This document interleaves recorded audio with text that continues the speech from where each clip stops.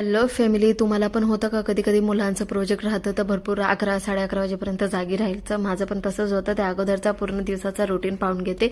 दुपारी जेवणामध्ये ना सिंपल काही बनवायचं होतं, कारण आम्ही 3च जण होतो आणि माझ्याजवळ ना फक्त वांगे पडले होते आणि बटाटा पण होता. एक म्हटलं चला वांगे कापून घेते पटकन आणि त्यामध्ये बटाटा टाकून घेते. बटाटाशिवाय तर कुठली भाजी ॲडच होत नाही, म्हणजे पूर्ण होतेच नाही, म्हणून बटाटा टाकावा लागतो. तर इथं ना वांग्याची भाजी बनवताना मी फक्त चण्याचं पीठ टाकलेलं आहे आणि इतकी छान लागते ना भाजी, खूपच छान लागते. तुम्हाला इथं शेंगदाण्याच्या कूटची काहीच गरज नाहीये, इतकी छान लागते आणि खूप थिक बनते भाजी. खूपच छान, म्हणजे खूपच छान गुजराती स्टाईलमध्ये भाजी बनवते. फक्त तेलमध्ये ना चण्याचं पीठ मस्तपैकी कलचवून घ्यायचं, जोपर्यंत असे खरपूस सुगंध नाही येत ना तोपर्यंत. आणि नंतर वांगे आणि टमाटे आणि बेसिक मसाला टाकून द्यायचा, नमक टाकून मस्तपैकी 2-3 शिट्ट्या घेऊन घ्यायच्या. झाली आपली रेडी भाजी.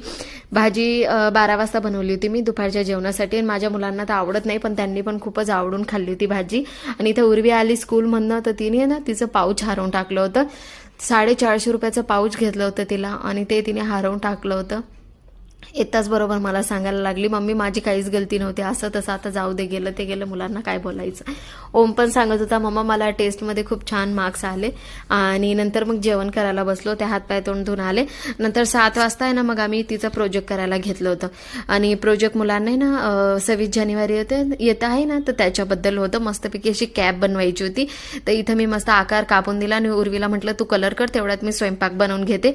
तर तिने कलर केला, तेवढा स्वयंपाक बनवून घेतला. 10:30 वाजता तिचे पप्पा आले स्टिकर घेऊन. ओमचं प्रोजेक्ट रेडी झालं होतं, इथं उर्वीचं करत होती रेडी. तर हा झाला उर्वीचा पण प्रोजेक्ट रेडी. कसं वाटलं प्रोजेक्ट सांगा कमेंटमध्ये. भेटूया पुढच्या व्लॉग.